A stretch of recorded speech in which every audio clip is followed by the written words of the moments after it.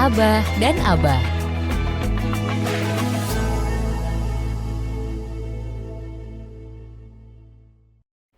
Dusta yang dibolehkan. Honora. Bismillahirrahmanirrahim. Assalamualaikum warahmatullahi wabarakatuh. Alhamdulillahirrabbilalamin. Wassalatu wassalamu ala asrafil anbiya'i wal mursalin Sayyidina Muhammadin wa ala alihi washabihi ajma'in. Amma ba'du. Sobat Fok, alhamdulillah kita kembali hadir. Ya, tentunya mari kita selalu panjatkan rasa syukur kita kehadirat Allah, Tuhan yang Maha Esa. Mudah-mudahan dengan rasa syukur yang baik itu kita ucapkan secara lisan, ya, secara lisan apa? Alhamdulillahirabbil alamin. Tentunya dengan tindakan juga, ya, supaya apa? Nikmat-nikmat berikutnya bisa kita dapatkan lebih baik lagi. Sholawat serta salam tak lupa mari kita aturkan kepada junjungan Nabiullah kita Muhammad Sallallahu Alaihi Wasallam, pada keluarganya, pada sahabat-sahabatnya, dan mudah-mudahan ya di yaumul akhir nanti kita mendapat syafaat dari beliau. Amin ya Rabbal Alamin. Sobat Fok, alhamdulillah hari ini kita memasuki Ramadan yang ke-7 ya, alhamdulillah. Seminggu kita sudah melaksanakan puasa Ramadan. Sebentar lagi kita menyelesaikan 7 hari. Sobat Fok, tentunya seperti yang sudah kita bicarakan di hari-hari sebelumnya, ya, kita masih membicarakan tema besar kita nih, ya, yaitu larangan atau hal-hal yang harus kita hindari supaya apa? Pahala ibadah kita di bulan Ramadan ini atau pahala puasa kita tidak sia-sia. Jadi kita tidak hanya mendapatkan rasa haus dan lapar saja, tetapi ada pahala yang besar yang kita dapatkan. Ya, tentunya hal-hal yang harusnya kita hindari itu betul-betul kita hindari. Kita tahu, ya, lantas kita menghindarinya, ya, supaya pahala itu bisa kita dapatkan. Abah Jatmiko, apa kabar? Baik. Baik ya, oke. Ya, insya Allah 7 hari apa kita melaksanakan ibadah puasa, ya, tentunya kita berharap masih 2 minggu lagi, 3 minggu lagi bahkan, ya, baru 7 hari. Abah Jatmiko, ada ada pertanyaan nih, kira-kira ada nggak sih dusta yang dibolehkan? Seperti yang kemarin, ghibah yang dibolehkan ada enggak? Ternyata ada. Nah, sekarang ada enggak dusta atau kebohongan yang dibolehkan? Mau apa? Berdusta itu meskipun pada dasarnya haram, tetapi ada beberapa kondisi diperbolehkan. Karena memang Nabi membolehkan. Jadi ada dalilnya, ya Pak, ya. Sehingga tujuan yang masih mungkin dicapai tanpa harus berdusta, maka berdusta itu tetap hukumnya haram. Jika tujuannya perkara mubah, boleh, ya hukumnya mubah. Jika dusta diwajibkan itu hukumnya wajib, ya berarti hukumnya juga wajib. Demikian menghindari dusta tetapi lebih baik. Nah ini memang sebetulnya haram. Tapi kalau tujuannya baik, ya kita bolehlah, darurat boleh. Tapi tujuannya baik. Apakah ada dusta yang tujuannya baik? Ini konkretnya aja, Pak. Ya.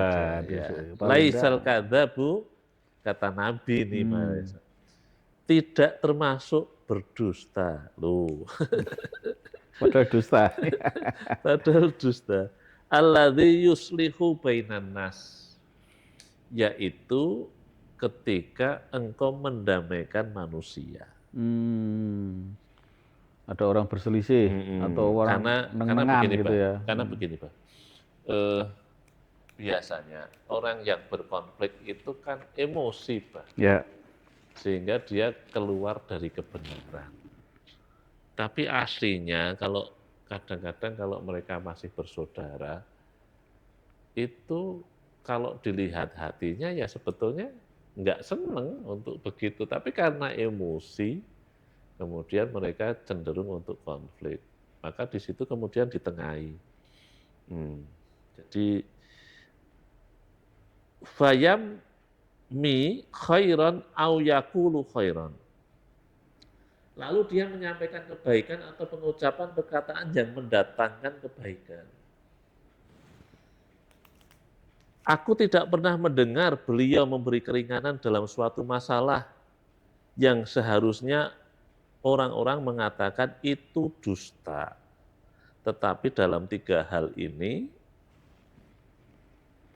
diperingan. Misalkan yang satu masalah peperangan. Ya. Yang kedua mendamaikan manusia. Yang ketiga perkataan suami kepada istrinya atau cenderung kepada perceraian. Jadi begini, Bah, misalkan gampang saja ya. Suaminya marah sama istrinya, istrinya marah sama suami. Kemudian mereka datang kepada kita. Bojoku ngomong apa? Nah, ya kan. Ya. Padahal ya pedes loh, namanya emosi. Namanya emosi ya. Ya enggak mungkin tuh, Bah, terus wah, tuh Adi tuh ngomong dia tuh gini dan lain sebagainya. Ya ini namanya malah menceraikan kan. Ya. Nah, Memicu, mempercepat dia untuk pisah ya, itu ya. Makanya kan, ora kok bojomu ki ngomong apik-apik ae. Mungkin emosi ya kedengarannya seperti itu, tapi ya bagi saya ya biasa-biasa aja. Nah ini dalam rangka apa, Bah? Kemaslahatan. Menghindari supaya tidak terjadi perceraian. Atau begini, Bah, peperangan. Ya peperangan itu namanya peperangan kan ya tipu muslihat, Bah. Ya. Kok nggak boleh nipu tuh gimana, Bah? Contoh sekarang begini, Bah. Abah dikejar Belanda. Itu. Abah Ali dikejar Belanda. Ini masa lalu ya ini. Masa lalu. Terus datang ke rumah saya. Bah, apa? Aku tak sembunyi di kolong ya. Oh ya, Belandanya datang. Mana Abah Ali? Ah, itu di kolong. Langsung kena deh ya kan. Kenapa kamu begitu? Kan nggak boleh dusta. Ya boleh, namanya peperangan kan begitu. Jadi di dalam peperangan itu la kadzab. Tidak ada yang namanya dusta. Yang namanya peperangan ya tipu muslihat. Kemudian ketika suami istri mereka konflik kan penuh emosi dan lain sebagainya. Sebetulnya mereka itu ya masih saling sayang, kasih sayang dan lain sebagainya.